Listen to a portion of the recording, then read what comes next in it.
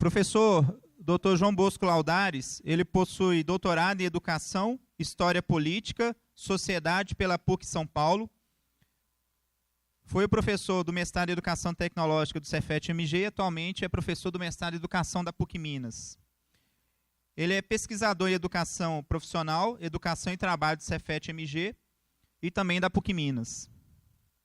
Um último recado, quem não deu o nome para as duas, deu a matrícula para as duas palestras, pode fazê-lo na hora da saída.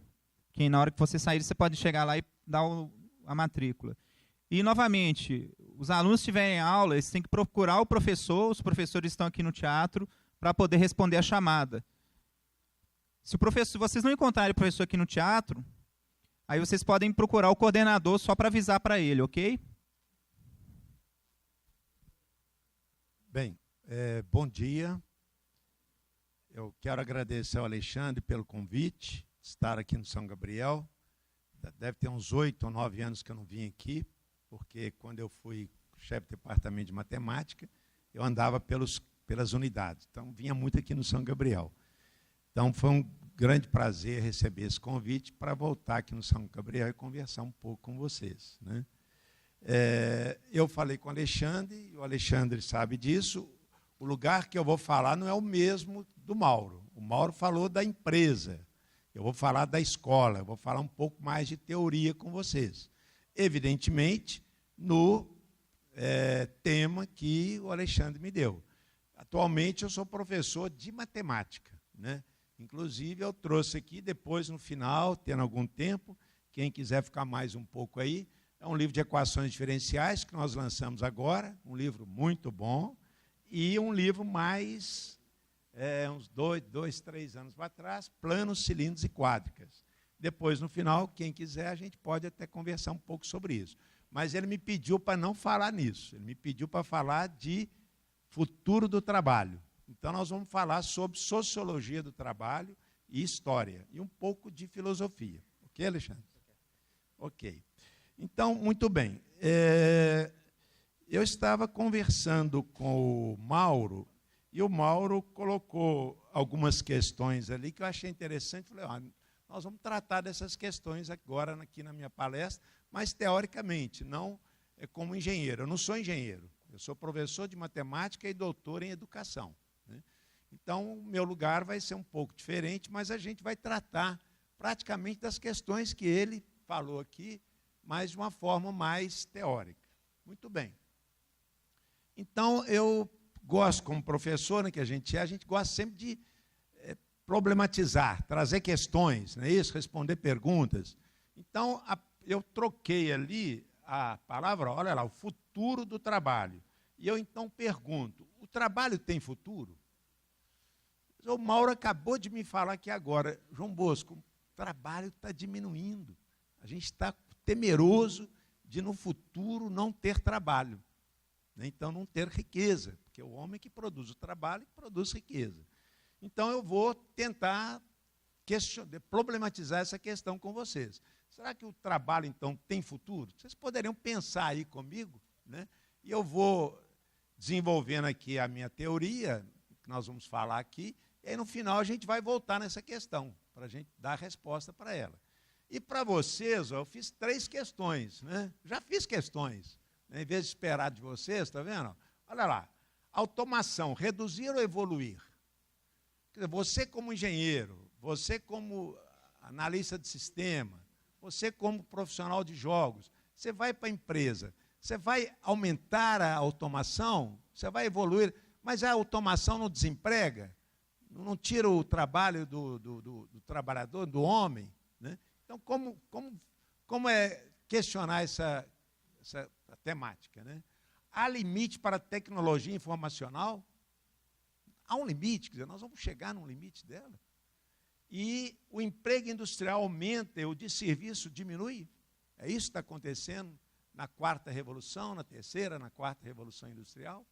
Então, essas questões eu gostaria que vocês pensassem no final, se tiver um tempinho, eu quero ver se a gente deixa um tempinho para a gente discutir um pouco, né? Muito bem, então vamos falar um pouco, então, de quê? de sociologia do trabalho, de filosofia, de história. Dessas questões que vocês acabaram de ver o Mauro colocar aqui para vocês. Então, a gente tem o que a gente chama de ontologia do homem. Ontologia é aquilo próprio, aquilo que caracteriza o ser, né? E o homem, como é que ele se caracteriza como homem, né, filosoficamente? Ser pensante que trabalha. Quer dizer, nós somos o único animal, não é isso, que pensa e que trabalha, que faz trabalho, né? E que busca a própria sobrevivência através do trabalho, né? Capacidade de ação, atividade coletiva. O homem é o único animal que tem a capacidade de acionar, de ativar o processo, né? E de ter o trabalho de quê? Trabalho no coletivo, né? Terceiro, a vida na polis, quer dizer, a vida na cidade, pela palavra e persuasão. Evidentemente, nós estamos aqui agora, não é isso, no auditório, discutindo questões do trabalho. Por quê? Porque nós temos uma persuasão, quer dizer, nós não temos revolução aqui, nós não temos aqui nenhum problema de guerra. Então, o homem é o ser que procura estar sempre pela palavra, tentando viver com o seu semelhante. Desenvolvimento e modelo de trabalho. Então, agora nós vamos passar aqui, historicamente, né, por vários modelos de trabalho. Eu sei que o conteúdo é muito grande, nós vamos falar alguns aportes, e depois, se vocês quiserem, a gente pode complementar. Então, o primeiro tipo de trabalho que começou, né, isso lá na primeira Revolução Industrial, ou até antes dela, foi o artesanato, né? Então, vamos discutir um pouco o que é o artesanato, né, como modelo de trabalho. O segundo modelo de trabalho que veio foi o taylorismo. Já viram falar em taylorismo, gente? Conhecem já algumas características desse modelo de trabalho, do taylorismo? Vamos falar um pouco aqui dele, então. Depois veio o que nós chamamos de Fordismo. O que é o Fordismo? Qual que é a diferença do Fordismo para o taylorismo? Quais são as características principais? O que define, né? Qual é a ontologia, né? O que define exatamente, né, o taylorismo e o Fordismo? Depois veio o toyotismo, onismo ou japonização, né? Então, é um modelo que foi desenvolvido no Japão, mas com a origem nos Estados Unidos, no taylorismo e Fordismo. Depois, o volvismo, ou modelo sueco, é o modelo que desenvolveu na Suécia. Então, vamos ver que tipo de modelo é esse, né? Bom, e o modelo italiano, que eu não coloquei ali naquela classificação, porque ele fica um pouco à parte, é o que a gente chama de familismo. Quer dizer, o italiano, quer dizer, a Itália desenvolveu esse modelo de trabalho, é um modelo que é feito muito nas famílias. Quer dizer, a indústria de pequeno porte, é o produto de máquinas pequenas, não é isso? Que são, evidentemente, tem também empresas grandes na Itália, mas a característica do modelo de familismo são o produto de máquinas pequenas, firma de 10, 15, 20 empregados, né? E o modelo brasileiro? Nós temos um modelo brasileiro, né? A gente tem uma característica, né, de dizer, olha, esse é o modelo brasileiro, esse é o modelo que nós desenvolvemos aqui no Brasil. Então, nós vamos discutir isso um pouco, né? Muito bem, então vamos ver o artesanato. O que é o artesanato, então? O artesanato tem algumas características, olha lá, produção e trabalho integrado. Quer dizer, no artesanato, você tem todo o trabalho que é feito integrado, né? Não é o trabalho que nós conhecemos hoje. É um trabalho que é todo feito no mesmo ambiente, com as mesmas pessoas, né? O artesão é o profissional qualificado do artesanato, ele tem um ajudante para auxiliá-lo, mas ele é o profissional qualificado. Força muscular e ferramenta. Olha o que caracteriza o artesanato. É força muscular, não é isso? É mais os músculos, é mais o corpo que trabalha, não é isso? E a ferramenta, diferente da máquina, porque a ferramenta é o quê? É uma pequena máquina, não é isso? Mas que não é ativada. A gente tem que trabalhar com ela, o corpo entra no trabalho com ela. Domínio do trabalho, quer dizer, o artesão é aquele profissional, quer dizer, que domina todo o trabalho, né, da matéria-prima até lá na venda do produto. Então, ele tá por dentro de todas as etapas do trabalho. Controle do movimento, quer dizer, o artesão ele tem controle do movimento. O trabalho ele faz e ele tem toda uma organização e um controle de todas as partes do trabalho. Controle do tempo da produção. Ele não está pressionado pelo tempo, ele faz o tempo dele, ele tem o tempo dele. Isso nós vamos ver, isso é interessante vocês entenderem, porque depois no Taylorismo, no Fordismo, isso vai mudando, todas essas características. E, finalmente, é o ofício, né? A gente fala que o artesanato, ele tem como característica o ofício, quer dizer, aquele trabalho que o artesão desenvolve. Muito bem, o Taylorismo. Então, vamos lá ver. Quem foi Taylor? Né? Taylor foi um americano, né, que pensou o trabalho, não é isso? Ele ia para a fábrica, ele ia lá e verificava como é que o trabalho estava sendo feito. Então, começou a questionar o trabalho, né? E ele, então, questionando esse trabalho, ele pôde dar o quê? Ele pôde dar o que nós chamamos na sociologia de trabalho de organização científica do trabalho. Então, ele deu uma racionalidade no trabalho. Ele organizou e fez a gestão do trabalho que estava na mão do artesão. Vocês viram anteriormente, o movimento era do artesão, as etapas eram do artesão, não é isso? Muito bem, então, olha lá, gerência científica. Então, olha o nome, quer dizer, por que tem esse nome de científica? Porque ela é pensada, porque ela é problematizada, porque ela é organizada. Então, chama gerência científica, a gerência do Taylorismo. Gestão na fábrica, destruição do ofício. Então, o que o Taylor fez? Ele pegou os artesãos e reuniu esses artesãos num ambiente próprio, que ele chamou de quê? De fábrica. Então, o artesão foi tirado do seu espaço, né, e foi levado para dentro da fábrica para trabalhar na fábrica. Então, verifiquem bem que é uma mudança radical do trabalho, né? Divisão do trabalho, escritório e chão de fábrica. Ele implementou o que é o característico do Taylorismo, é exatamente a divisão do trabalho dentro do processo de trabalho. Então, o que ele fez? Ele criou o que ele chamou de escritório. Lá estão os engenheiros, lá estão os técnicos que vão pensar o trabalho e vão organizar o trabalho para o quê? Para que lá no chão de fábrica o trabalhador execute. Então, isso caracterizou muito bem o Taylorismo. Por quê? Porque, reparem bem, lá no artesanato, o que eu falei? O trabalho era integrado. O movimento, o operário que tinha, o artesão que tinha o controle do movimento. No Taylorismo, não. Você tem lá um escritório que pensa o trabalho, que faz o trabalho e que leva para o chão de fábrica. Então, no escritório está o trabalhador qualificado e no chão de fábrica está o trabalhador desqualificado. Porque o Taylor era rigoroso. Ele tinha a ordem de trabalho. Tinha de fazer igual saiu do escritório. O trabalhador não tinha opções para mudar o trabalho dele, né? Muito bem. Cronômetro, olha lá, tempos e movimentos, né? Então, o Taylor instituiu para o trabalho um cronômetro. Então, nós temos agora que o trabalhador não pode gastar o tempo que ele quiser. Ele tem um tempo determinado para ele gastar no trabalho dele.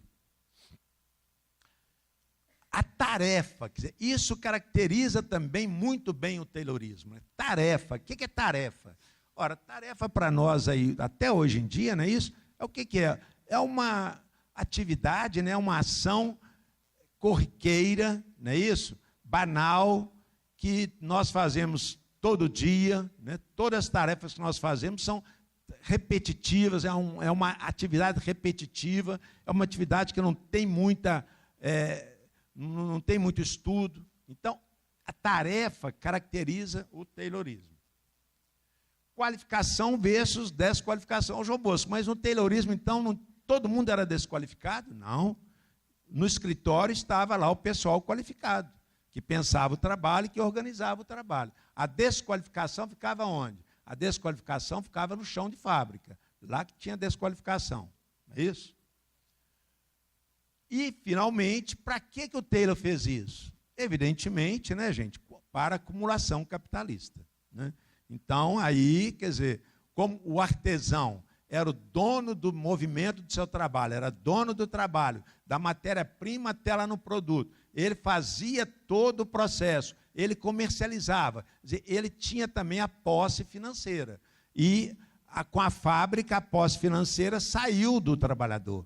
Foi o quê? Para o capital. Foi para o capitalista, foi para aquele dono do processo de trabalho. Muito bem. Aí, então, veio o Fordismo.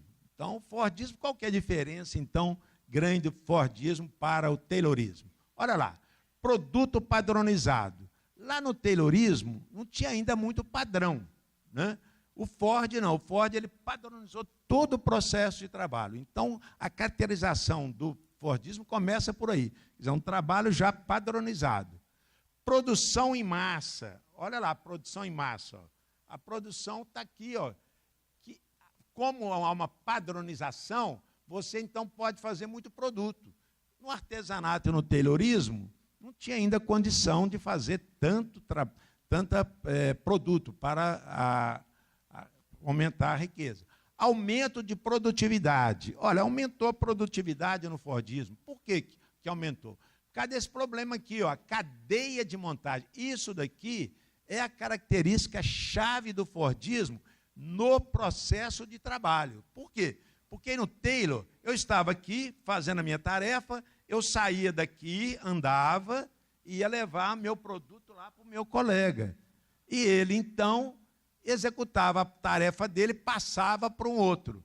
Então, reparem bem, nessa andança aí, né, do produto que estava sendo feito e do próprio trabalhador, tinha uma perda de produtividade muito grande. Então, essa cadeia de montagem aqui, ó, ela veio trazer o quê? Uma simplificação do trabalho e uma logística do produto, que o trabalhador permanecia parado e o produto que circulava, o produto que andava. O que aconteceu com isso? Uma simplicidade de montagem, né? Então a montagem ficou mais simples, e o intercâmbio das partes. Aqui está artes, não, das partes. Então pôde-se fazer o intercâmbio das partes. Por quê? Porque a montagem permitia isso. Muito bem. A submissão do trabalhador disciplinado. Olha aí, o Taylorismo continua. O Taylorismo não morreu, não. O Fordismo não matou o Taylorismo, não. O Taylorismo continua na fábrica. Mas acontece que é de uma forma diferente agora. Por quê? Porque tem a linha de montagem na fábrica. Não é isso? Muito bem. A produção era verticalizada. Olha lá, verticalização da produção. Por quê? Porque você tinha uma linha de montagem. Não é isso? Produção de todo o produto na mesma empresa. Olha aí, ó. O que o Taylor falou e que o Ford também fez foi dizer o seguinte, olha, a empresa, o produto entra aqui, a matéria-prima entra por uma porta e sai na outra porta o produto. Então, tudo era feito no mesmo ambiente, numa mesma fábrica. O que não acontece, evidentemente, nós vamos verificar na terceira revolução. Mas o mais importante que nós vamos verificar aqui no Fordismo, que o Fordismo trouxe o que nós chamamos na sociologia de trabalho de acumulação rígida. O que é acumulação rígida? Porque a montagem, ainda no Fordismo, era mais mecânica elétrica. Não tinha chegado ainda a eletrônica. Então, a acumulação, o sistema produtivo, era um sistema ainda um pouco rígido. Então, a gente coloca acumulação rígida, mas já era acumulação. Por quê? Porque o produto do trabalho já não era do trabalhador mais, já era do capital, já era do empresário, do dono da empresa. Olha lá, então, o Fordismo, como o Toyotismo vai acontecer, guria mesmo, nós vamos falar, ele tem duas características. Qual a primeira característica? Padrão laboral na fábrica, cadeia de montagem. Então, isso daqui, essa cadeia de montagem, é que caracterizou, como nós vimos ali, o Fordismo. Então, no processo de trabalho, o Ford fez uma revolução em relação ao Taylorismo. E, principalmente agora, fora do ambiente de trabalho, que é a regularidade, o padrão, a linearidade. Quer dizer, você pode comprar qualquer carro que você quiser, de qualquer cor, desde que seja preto. Né? Só tinha carro preto no início do Fordismo. Então, tudo era padrão, tudo era regular, tudo era linear, não é isso? Então, por quê? Porque a acumulação era acumulação rígida, não é isso? A acumulação ainda era uma acumulação rígida. Muito bem. Depois, então, veio o toyotismo. Ora, como é que o toyotismo nasceu? O Ford e o Taylor eram americanos, mas o toyotismo nasceu no Japão, mas com uma presença, né, de Toyota, que é o pai do toyotismo, que foi aos Estados Unidos para conhecer o que a Ford estava fazendo, que estava um sucesso. Né? Então, vou lá conhecer. Então, ele foi lá e conheceu o Fordismo e o Taylorismo. E levou para o Japão, mas, na hora que ele leva para o Japão, ele faz uma transposição, que na educação a gente chama de transposição didática, né? O que o Toyota fez foi uma transposição didática, realmente. Ele levou lá para o Japão, não é isso? Tudo que ele viu lá, mas ele transformou tudo que ele viu. Então, vamos ver. Quais são as transformações? A primeira, olha lá a primeira, lá em cima, ó, produção flexível. Olha, diferente do Fordismo, que lá era uma produção rígida, uma produção linear, não é isso? Produção em nichos em pequenas quantidades. O toyotismo já pegou, vamos dizer, carona na terceira revolução, porque a eletrônica já estava começando, na década de 80, de 90. Então, já tinha eletricidade e já tinha eletrônica. Então, o que ele pôde fazer? Ele pôde atender, né, o mercado em nichos. Olha, o mercado está precisando de 10 brusas dessa daqui. Então, nós vamos fabricar 10 brusas dessa daí, não mais. Nem 11, nem 12. Vão ser 10 brusas. Então, isso que chama produção em nichos. Lá no Fordismo, vamos relembrar, não é isso? A produção era linear. A produção era uma produção de massa. Então, a produção era repetitiva. É isso? Produção... Oba, voltando... a produção era despadronizada. Olha lá, não tinha padrão. Não é isso? Essa outra característica aqui também, gente, que é impressionante. O que é isso daqui? Engenharia reversa. Já viram falar isso, engenharia reversa? Já viram esse termo, engenharia reversa? Isso que o toyotismo fez. Ele foi lá nos Estados Unidos, viu o que estava acontecendo lá, levou a técnica lá para o Japão, abria o produto, conhecia o produto e fazia um novo produto a partir daquele. Então, o que a gente chama de engenharia reversa. Isso daqui caracteriza muito bem o toyotismo. Logicamente, quem já foi, por exemplo, quem já foi a Fiat ou uma montadora qualquer, chega lá na Fiat e vê um carro da Ford lá. Oh, mas que carro da Ford está fazendo lá na Fiat? Está lá na Fiat para ser desmontado, para se conhecer a tecnologia da Ford. Então, isso é muito comum hoje nas empresas, né? Mas eles é que instituíram essa tal de engenharia reversa. Trabalho em equipe. Olha lá, no Taylorismo, o trabalho era individual. Na linha de montagem, o trabalho era mais individual. O toyotismo, o trabalho é em equipe. Sistema aberto, organização no sistema aberto, né? Organização como máquina, organização racional. Se lá no Fordismo já tinha uma organização científica, o Taylorismo também, aqui no toyotismo aprofundou essa característica, né, de buscar o quê? Uma organização racional do trabalho. Essa outra característica também é fundamental. Lembram bem que eu falei, gente? A característica do Taylorismo como tarefa, aqui no toyotismo, a característica é função. Quer dizer, olha aí, você tem o quê? Você tem uma otimização da tarefa, que a tarefa é aquilo fácil, aquilo repetido, não é isso? aquilo sem muita técnica. A função não. A função você exerce de uma maneira o quê? De uma maneira coletiva, de uma maneira mais pensante, né? A relação capital e trabalho, vitalício, promoção por antiguidade, participação nos lucros, isso daqui tudo a Toyota fez no sentido de buscar o trabalhador para o sistema Toyota. Ele tinha essa preocupação, Taylorismo, de trazer o trabalhador para colaborar, né, isso na empresa, dizendo, ó, você é também dono da empresa. Então, ele colocou essas melhorias aí.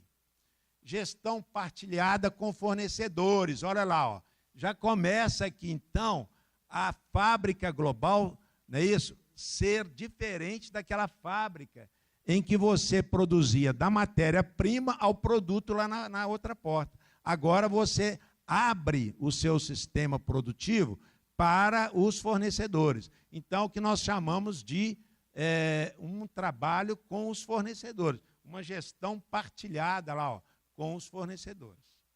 Muito bem, mas o que o toyotismo trouxe? Ele também trouxe, igual o fordismo, uma nova concepção do trabalho e de sociedade? Trouxe, não é isso? Olha lá, o padrão laboral na fábrica com produção flexível. Ele não acabou com a fábrica.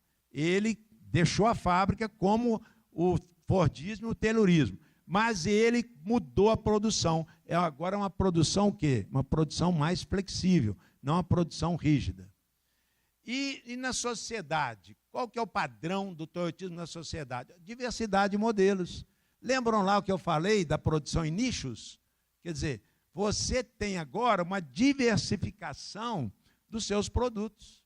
Você pode chegar numa empresa toyotista e pedir para construir 100 pares de sapato, né? 100 bolsas. Por quê? Porque eles têm condição de fazer essa produção, o que o fordismo não tinha essa condição. Por quê?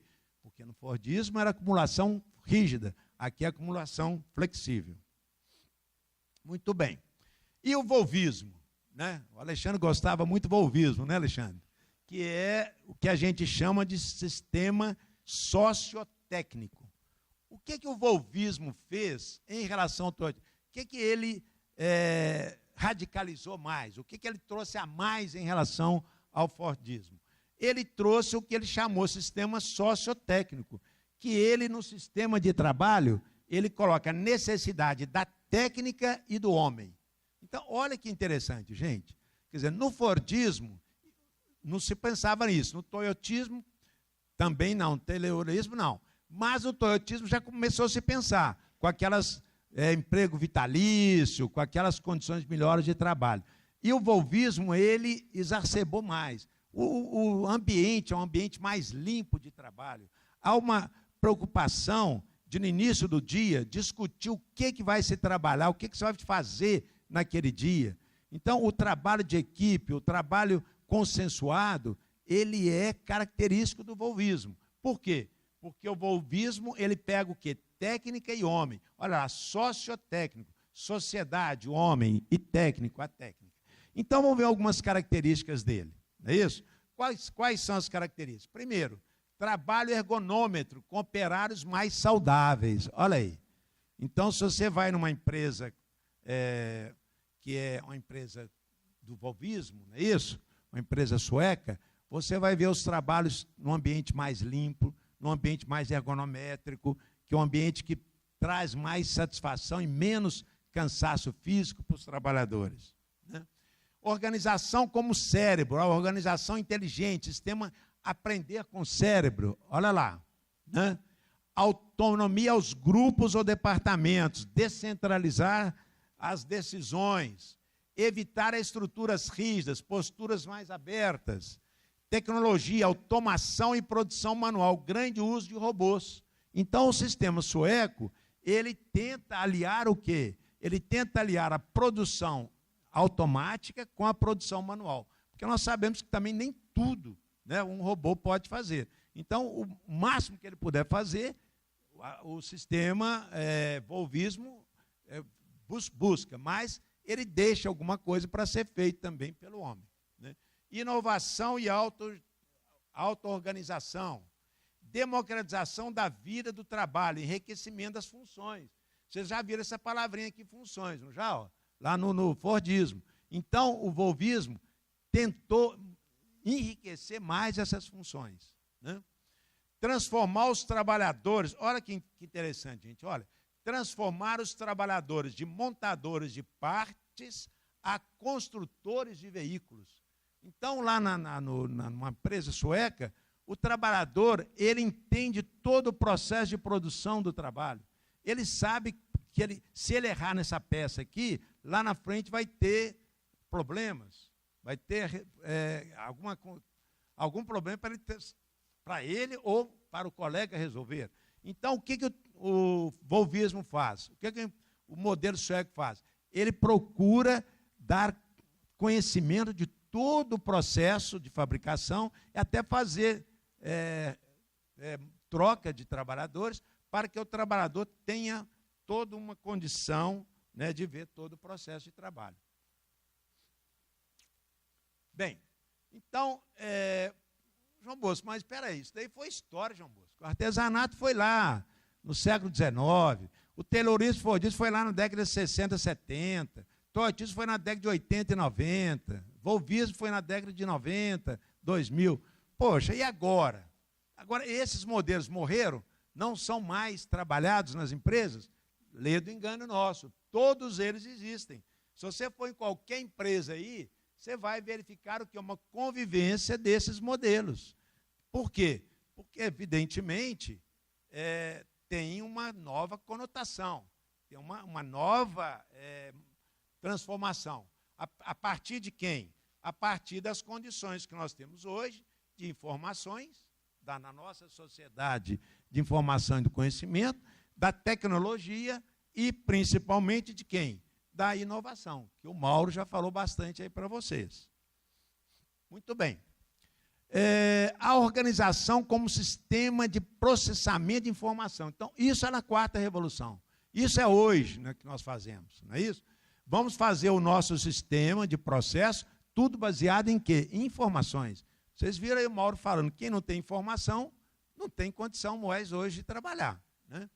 A acumulação industrial com a tecnologia computacional, microeletrônica e telecomunicações. Quer dizer, então, esses outros, tanto o Fordismo, como o Toyotismo, como o Volvismo, eles estão hoje todos impregnados de quê? De tecnologia. Toda empresa que quer trabalhar, né, isso, nessa nova sociedade do conhecimento e da informação. Dotar a organização do máximo de flexibilidade e capacidade de inovação. Então, isso daí hoje em toda empresa, não é isso? Apesar dela ter uma parte dela que está trabalhando lá com taylorismo, uma outra que está aqui no Fordismo, não é isso? Mas ela vai procurar colocar essas características: informação, tecnologia e inovação. Bom, então, o que está se combinando hoje com a informação? A estrutura permanente e a geometria variável. A estrutura permanente, João Bosco, você não falou que está variando, está desestruturando, mas nós sabemos que o capital ele tem uma estrutura, né, do acúmulo de riqueza que ele permanece, né? E a geografia variável, não é isso? Vocês estão vendo aí hoje o Jeep, não é isso? Hoje o Jeep da Fiat está um sucesso tremendo. E onde é que ele está sendo construído? Vocês sabem disso? Vocês sabem se ele está construindo aqui em Betim? Sabem? Não está construindo sim em Betim, na fábrica de Betim. Está sendo construído aonde? Numa fábrica lá em Pernambuco. Olha a geometria variável aí. Conversando com um professor lá da PUC, que trabalhou na Fiat até ano passado, ele me falou assim: ó, João Bosco, a Fiat está entregue às baratas. Por quê? Porque não tem modelos novos aí na Fiat. O único modelo que tem agora na Fiat novo é o Jeep, mas que não está aqui, está em Pernambuco. Então, a geometria variável. A arquitetura é a geometria da economia informacional e global, né? Muito bem. A epistemologia da técnica. O que é isso daí? Isso daí é o que nós chamamos de tecnologia. Quer dizer, tem um autor, um filósofo, né, Álvaro Vieira Pinto, ele tem um livro chamado Conceito de Tecnologia, que são 800 páginas, gente. É um filósofo do século passado, mas é atual. Se você ler o livro dele, você vai ver o que está acontecendo hoje, exatamente o que ele define. Então, ele define a tecnologia como o quê? Como a epistemologia da técnica, o conhecimento da técnica. E, principalmente, a ideologia da técnica. Essa é a grande questão da tecnologia. Ela tem uma ideologia. Nós não podemos ter assim, uma visão cor-de-rosa da tecnologia. Achar que a tecnologia não vai nos salvar. Não, ela tem problemas que nós vamos ter que discutir. Né? A técnica é a generalidade de procedimentos e padrão. Bom, inovação. Então, nós falamos lá de inovação. O Mauro falou aqui de inovação. Que tipo de inovação que nós temos, hein? Essa inovação aqui é interessante, gente. É a inovação que o modelo japonês fez lá no Japão depois que eles foram aos Estados Unidos conhecer lá o Fordismo e o Taylorismo. É o que ele chama de inovação incremental. Quer dizer, não precisa de ser uma inovação grande. Basta você incrementar alguma coisa pequena, não é isso? Você coloca no produto alguma coisa pequena que dê uma vantagem nesse produto. Então, é o que o japonês chama de inovação incremental.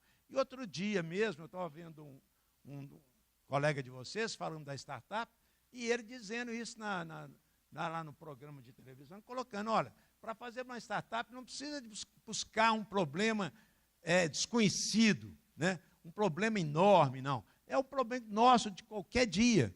Né? Então, a startup não precisa de você ficar preocupado em fazer uma inovação que ninguém nunca viu. Não pode ser uma coisa que muita gente viu. Ao modelo japonês aí, ó, a inovação incremental. Ele pegava lá um modelo americano, um produto americano, abria esse modelo e colocava lá dentro o quê? Uma inovação incremental. Abria o modelo, como é que se chama mesmo? Gente, engenharia o quê? Reversa. Né? Então, abria o modelo na engenharia reversa e julgava o quê? Uma inovação incremental. Bom, mas também tem, evidentemente, a evolução radical, né, que você troca o produto, por exemplo, passar da mecânica para a elétrica, da elétrica para a eletrônica, são inovações mais radicais. Né? E as revolucionárias aí, da segunda revolução, da terceira e da quarta revolução, pela informação. Aberta e fechada, quer dizer, a inovação ela pode ser aberta ou pode ser fechada. Pode ser uma inovação mais restrita ao produto ou pode ser uma inovação mais do processo. Né? Agora, eu trouxe a esse economista, gente, para mostrar para vocês que a inovação não é da quarta revolução, não. Muita gente, não, agora na quarta revolução industrial, o que caracteriza ela é a inovação. Não é. Olha lá, Joseph Schumpeter. Esse é um filósofo que nasceu em 1883 e morreu em 1950. E ele é chamado de quê na economia? Profeta da inovação. Olha aí, ó, profeta da inovação, já nesse período aí que ele viveu. Então, a inovação é uma coisa que vem de longe. Vocês veem aí, ó, o modelo japonês não fez inovação, gente? Ele não foi lá nos Estados Unidos, pegou o Fordismo e levou para lá, para o Japão, e fez a engenharia reversa e a inovação incremental. O volvismo não pegou já o Taylorismo e melhorou, e pegou o toyotismo, deu o que ele chamou de sociotécnica, quer dizer, deu uma mais importância ao trabalhador. Não é isso? Então, esse é um economista, que é profeta aí da inovação, do que os economistas dizem. Muito bem, a produção tecnológica hoje, organizada em torno de 3 regiões dominantes. Europa, América do Norte, região Pacífico-Asiático. É nessas regiões que a tecnologia está se desenvolvendo. Evidentemente, você fala, João Bosco, mas na quarta revolução, ela não depende de país, ela depende dos agentes econômicos, eu concordo. Ela depende dos agentes, mas esses agentes econômicos moram num país. Né? E onde é que eles estão mais? Eles estão mais nessas 3 regiões aí. Né? Agora, é interessante isso daí, porque, por exemplo, você pensa, a América do Sul está aqui na América, então ela deve ser mais ligada à América do Norte. Não, o Brasil, por exemplo, exporta muito mais para a Europa do que para os Estados Unidos. Né? A Rússia, vocês estão vendo a Rússia lá, o Putin todo dia está metendo o bedelho, né, lá no Oriente Médio, não está? Todo dia vocês vêem notícia aí do Putin lá presidente da Rússia lá conversando e tentando influenciar lá no Oriente. Enquanto que o normal seria a Rússia lá no Oriente, na Europa, ser influenciada pela Europa Ocidental. Bom, então vem o que nós chamamos de divisão internacional do trabalho, né? O que é essa divisão do internacional do trabalho ela traz? Olha lá, países desenvolvidos e suas multinacionais, produção de informações, está vendo, gente? Nos países desenvolvidos, o que eles estão trabalhando hoje é basicamente informação. Olha o que eles estão fazendo. Eles estão fazendo o quê? Estão fazendo serviço, patentes, descoberta científica, música e arte, informações, trabalho qualificado. Isso que estão fazendo nos países desenvolvidos. Enquanto nós, do subdesenvolvido, né, ou em desenvolvimento, o que nós estamos fazendo? Olha lá, ó, fábrica. Lá não tem mais fábrica. Eles estão mandando as fábricas tudo para nós, né? Gente, quantas montadoras de veículos tem no Brasil? Vocês sabem dizer? Agora, quantas que são? Mais de 30 montadoras. E o Brasil precisa de tantas montadoras de veículos assim? Belo Horizonte é uma cidade bacana, nós moramos aqui em Belo Horizonte. Cadê o nosso metrô? Ah, João Moço, tem um metrô ali. Tem sim, tem um metrô aqui. Para mim, aquilo não é metrô. Aquilo ali é um trenzinho, não é isso? Que passa ali na periferia, né? Então, Belo Horizonte não tem metrô, gente, né? Enquanto nós estamos o quê? Estamos fazendo fábrica, mas fábrica de veículos. A Fiat implantou agora a fábrica dela lá no Pernambuco. Está fazendo, igual eu falei com vocês, o Jeep lá no Pernambuco, né? Então, e o governo brasileiro, em vez de estar viabilizando a infraestrutura, não é isso? Está o quê? Muitas vezes dando dinheiro para as fábricas que vêm dos países desenvolvidos para cá. Então, fábrica é uma característica do país ainda na quarta evolução. É característica nossa ainda, né? E já não é característica lá dos países desenvolvidos. Olha lá, lá não tem fábrica lá, ó. As fábricas estão saindo para nós. Nós é que vamos herdar as fábricas dos países desenvolvidos. Custo de produção menor. Aqui tem custo de produção menor, o salário é muito menor. Qual que é o salário de um metalúrgico aqui em Belo Horizonte, gente? Por que a Fiat veio para Belo Horizonte? Você sabe por que a Fiat veio para Belo Horizonte? Foi por causa dos nossos belos olhos mineiros? Não é? Não foi por isso, não. Porque ela via muita greve lá no ABC e ela estava querendo ficar livre dos sindicatos fortes lá do ABC. Então, ela veio para Minas Gerais, porque aqui os sindicatos metalúrgicos eram um sindicato fraco, né? Que não tinha tanto poder de combate igual o sindicato lá do ABC, né? O metalúrgico aqui de Betim, ele ganha 30%, 40% menos que o metalúrgico lá de São Paulo. Não sei quanto que está o metalúrgico lá de Pernambuco, mas eu tenho quase certeza que se você, né, a gente pesquisar, vai ver que o salário lá no Pernambuco é diferente do salário também do nosso trabalhador aqui na Fiat, né?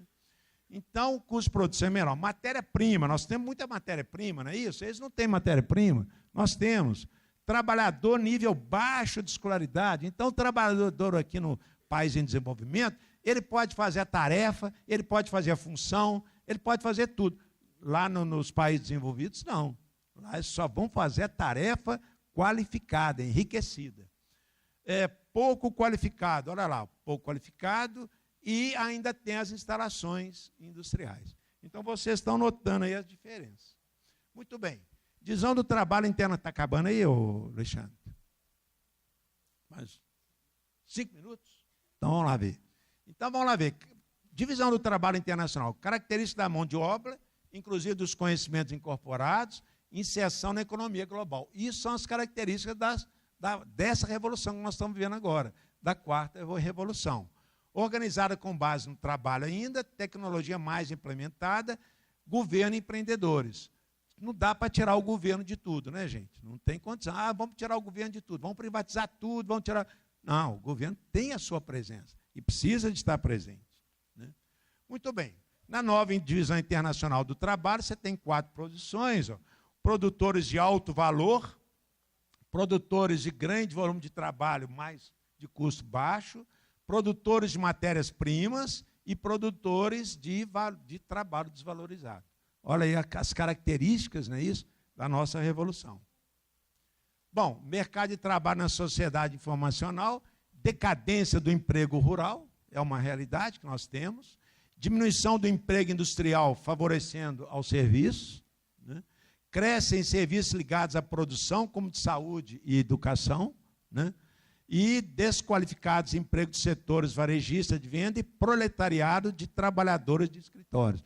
São proletários, não é isso? Salários, você vê, um vendedor aí de uma loja ganha o quê? 1.500, 2.500, quer dizer, um valor, 2, 3 salários mínimos, né? Muito bem. O pós-industrialismo. Então, o que caracteriza, então, o pós-industrialismo? Essa quarta revolução. Economia de serviço, sociedade informacional, a fábrica global, né? Quando eu cheguei à Fiat para fazer a minha tese de doutorado, que eu estudei qualificação profissional, a fábrica estava se transformando naquela época. A Fiat estava abrindo para os fornecedores. Já estava implantando, naquela época, uns 15 anos atrás, o toyotismo, né? Nova estrutura organizacional e de emprego. Capitalismo contemporâneo.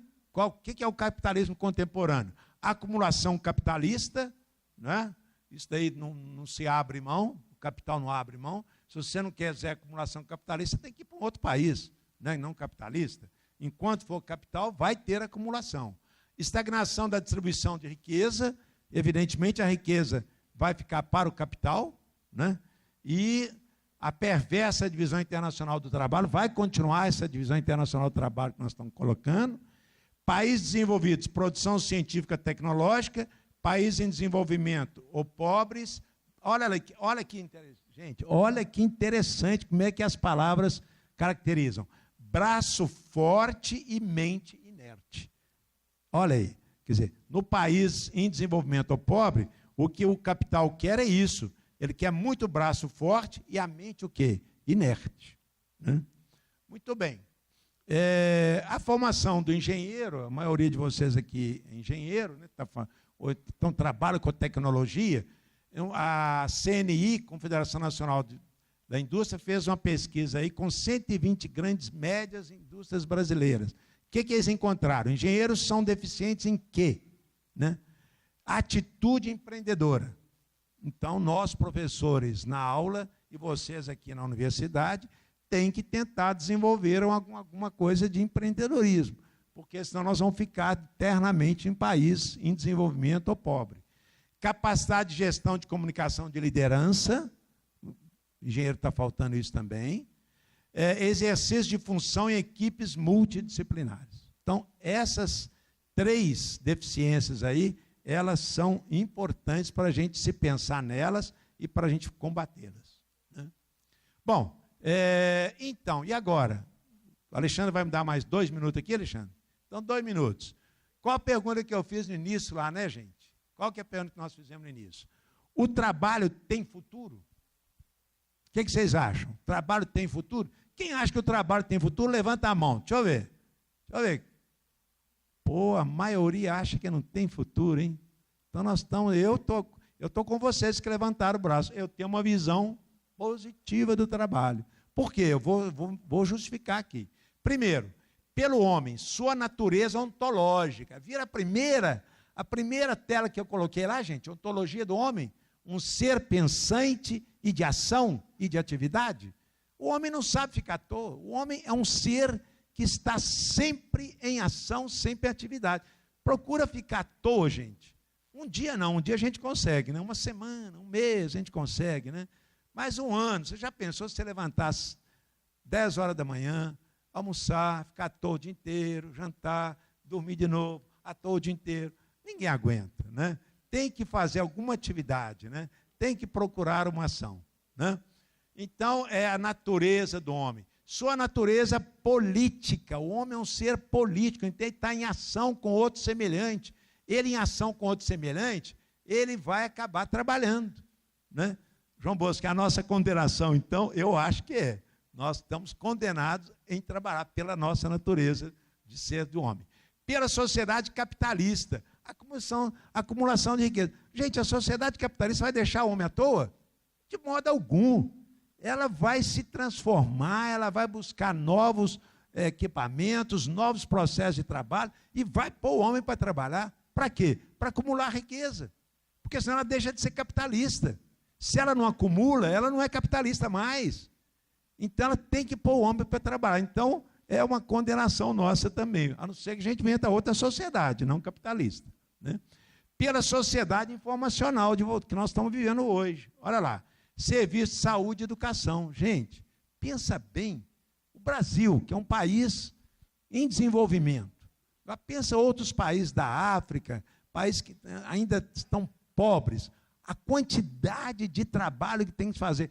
Olha, você vai falar assim, a China, João Bosco, que é isso, João Bosco? A China tem 1 bilhão e 400 milhões, né, de pessoas. Vocês sabem quantos que estão fora da pobreza lá, gente? Desse 1 bilhão e 400, sabem quantos? 400 a 500 milhões que estão fora da pobreza. O resto é tudo pobre. Quer dizer, então, só para você dar condições de vida digna aos 900 milhões de chineses, quanto trabalho tem que se fazer ainda? Isso aí aqui no Brasil também. Quantos por cento de brasileiros que nós temos que são pobres e miseráveis? Dos 200 milhões nossos? Os 40 milhões. É brincadeira? Vocês estão aqui na universidade, né, fazendo um curso superior, né? Mas pensa bem, são os 40 milhões de brasileiros miseráveis e pobres, que vivem aí com meio salário mínimo, às vezes nem um salário mínimo, né? Bom, e a nova divisão internacional do trabalho. Quer dizer, na nova divisão internacional do trabalho, nós pobres em desenvolvimento, bicho, nós vamos continuar trabalhando. Por quê? Porque os ricos estão julgando em cima da gente o quê? O trabalho que eles não querem fazer mais. E nós estamos aceitando, né? Por quê? Porque nós estamos ainda em desenvolvimento. Muito bem. Agora, olha aqui, eu ouvi o Mauro colocando uma música no final. Eu não trouxe música, né, gente? A gente na academia é meio pobre, né? Essa beleza que ele fez aqui, né, de slide e tudo, não é isso?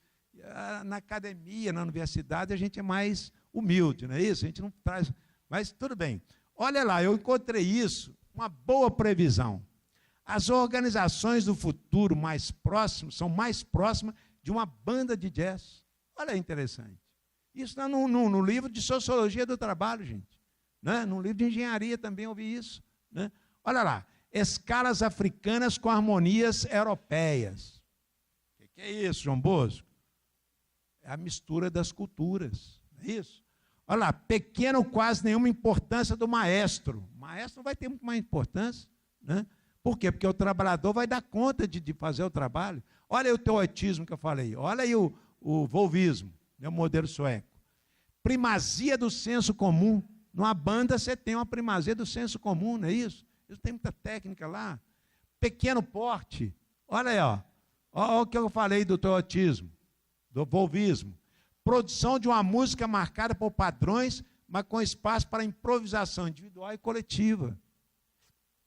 Pela valorização dos músicos. Olha aí o teoetismo, olha aí o volvismo, valorizando o homem. Olha na quarta revolução, sociotécnica. Sociedade, homem. Técnica. E pelo prazer da execução. Aí tem, como bom professor, não é isso? A gente sempre quer indicar um livrinho, não é isso? Então, tem alguns livros que eu indico, né? Quem depois quiser procurar um desses daí ler, vale a pena, viu? Que tem muitos livros bons aí. Principalmente o Boaventura Santos, esteve outro dia lá na PUC, lotou o auditório lá, auditório maior do que esse que vocês conhecem lá, gente sentada no corredor, sociólogo falando para engenheiros e para pessoal da área tecnológica. Ok, gente. Então, muito obrigado pela atenção.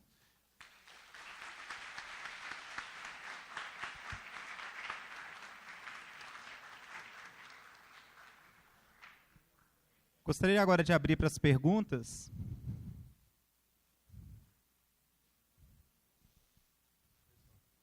Como é que você quer fazer em relação a isso?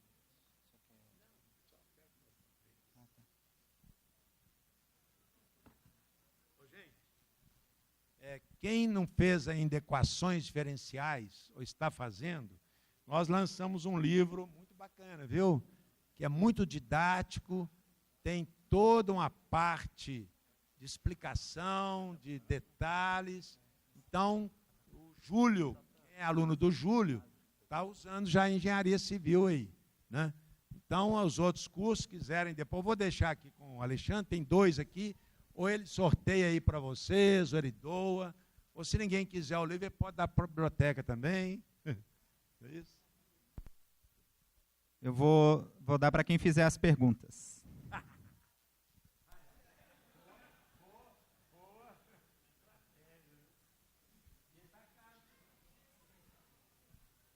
Pessoal de equações, pessoal de geometria. Tem um de geometria também aqui. Esse aqui eu vou doar mesmo. Esse também é doação. Não tem nada a ver com a sociedade aqui no futuro. O futuro do trabalho. Ele é trabalho, ó. Trabalho. Pessoal, então eu gostaria de agradecer ao professor João Bosco. E os livros vão ficar para mim. Obrigado, professor.